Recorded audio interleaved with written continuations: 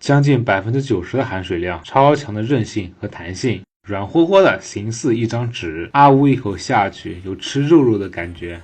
几日不见，我是糊糊啊！上次跟烘焙教程还是半年前了，跟大家说句不好意思啊。这次教程干货多多，方子可以说是吐司里的万能配方，能最大程度调教出你面粉的本质口感。首先准备制作烫种，糖和盐都加进去，冲入沸水后，把干粉翻拌均匀，盖上保鲜膜，防止水分流失。找个通风的地方降温，看到水汽后用手摸下烫种，温热状态即可放冰箱冷冻备用。烫种简单讲，这是烫种的4个基础理论概念，大家可以截图一下。这个是冷冻30分钟的状态，我没隔夜啊，因为我懒。这是煮面团配方，淡奶油的可听话材料也给大家算好了。我就知道你们肯定会问我这个。这个吐司最难的地方是和面，所以我会多花点时间讲这块。没问题的话，咱们就开始啦。喂，没人说话吗？在吗？所有材料除黄油和烫种外都加进去，盐、糖、酵母分开放，养成良好习惯。淡奶油刮不干净先不管，夏天用冰水，冬天用温水，牢牢记住。遇见新配方，加水保留1/3是为了测试自己的面粉吸水性如何。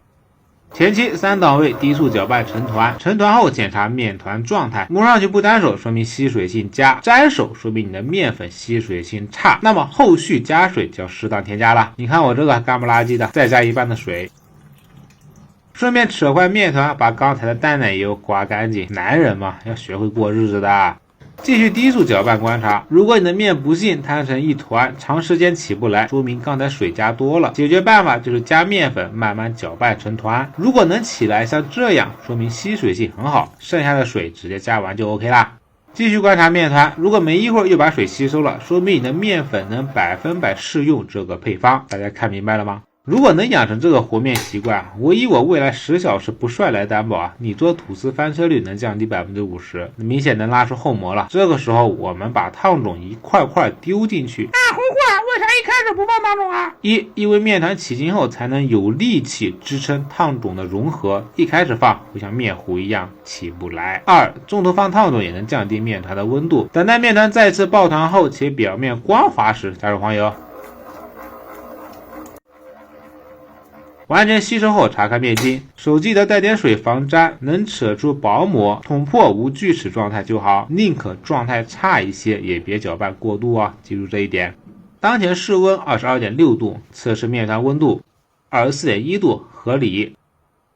准备个圆形擀面杖，套上保鲜膜，取适量面团丢量杯里，摁平，在最高处做个记号75，盖上保鲜膜，一发面团大小保持在 1.5 到2倍大最好。有了量杯做参考，就不需要刻意纠结发多大发多久，冻后是否会说这类问题嘞。这里刻度最高是125，咱们用125除以75等于125，数值是 1.6， 那么一发这个高度就可以了。大家学会了没？面团表面和桌面撒点手粉防粘，均匀分割4块面团，用刮板缠底部，简单收圆，不用刻意排气啊。盖上保鲜膜，松弛15分钟。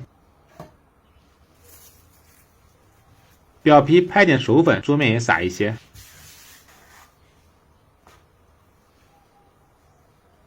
整个整形过程就记住2字：温柔。因为含水量大，但凡用力稍猛就容易破皮。拍出大气泡。刮板缠底部，拽的时候不要使劲，翻个面简单固定，缓慢卷起。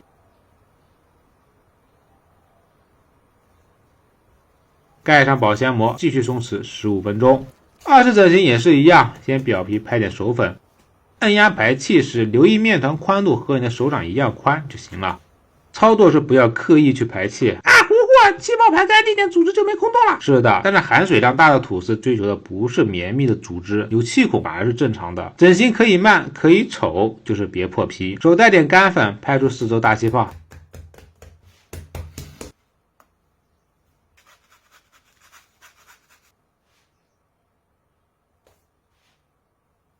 顶部比较宽，用手指轻轻摁住上部面团，另一只手轻轻拉扯，手再带点干粉，缓慢卷起。这一步步拆解手法是不是看的就不迷糊了？后半段时可以手放面团的两侧缓慢卷起，到这一个面团整形就结束了。整洁注意事项：假如你手粉撒的太多了，导致面团中间都是面粉，要及时用毛刷清理掉。过多的面粉会造成二次发酵时组织分层。表面喷点水，保持湿润。如果你有发酵箱，就温度33度，湿度85%。如果没有发酵箱，可以放烤箱，也可以直接盖上盖的室温发酵。一般前40分钟没啥动静，中心温度达到后就会发得很快了。切记中途不要看超过2个小时以上的电影啊，不然就会这样。加盖吐司想烤出白边，面团顶部离模具顶部 2.5 公分左右就行。这个是烘烤温度，位置是最下面一层。出炉后震荡排气，过一会儿顶部会轻微回缩，是正常的。不加盖吐司发到齐平模具或者高出一点点就好，温度位置都一样。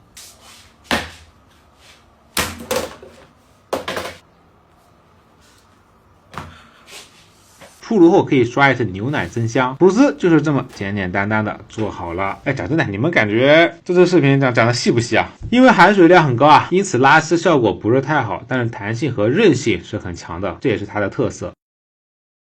吐司有点余热的时候直接切片，筷子顶在中间即可。